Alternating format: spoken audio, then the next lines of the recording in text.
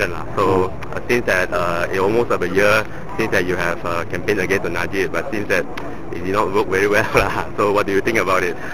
Well, I always believe that when you fail, you get up and try and try. It's whether that what we are doing is worthwhile or not. This country is in a bad shape. The laws are not being implemented properly.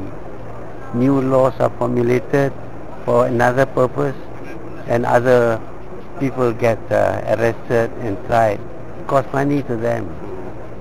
The government may not think about the money to spend when you're defending yourself.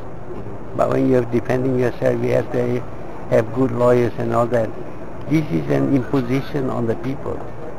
I know during my time we have the ISA, but I don't use the ISA to arrest people who criticize me.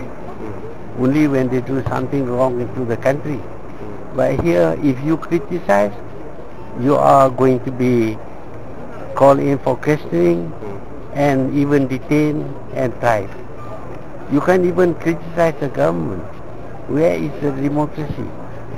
When the government uses one law, makes one law, and applies it under different guise, then somebody will have to say something. I have to say it, because I want this country to have a good reputation. Today, this country's reputation is rotten. Before, when you go abroad, people ask you, where are you from? You say Malaysia. And you know what is their remarks about Malaysia.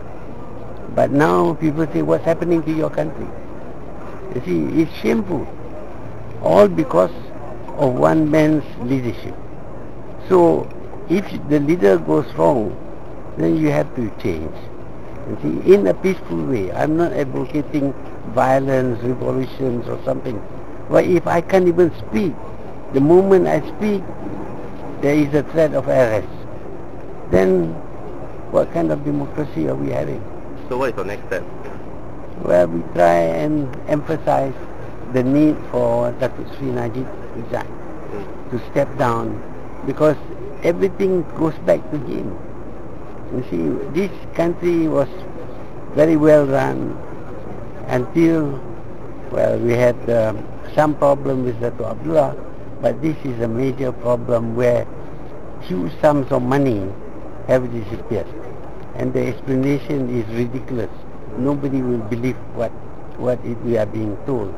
Somebody gave 2.6 billion ringgit to one person in a country that he has no allegiance to, and you expect me to believe? I don't believe. So how about your son Mukri's removal as an MB? Does it signify that it's a major failure in your campaign as well? So what do you think? As a father, what do you feel about it? Of course, as a father, I want my son to do well.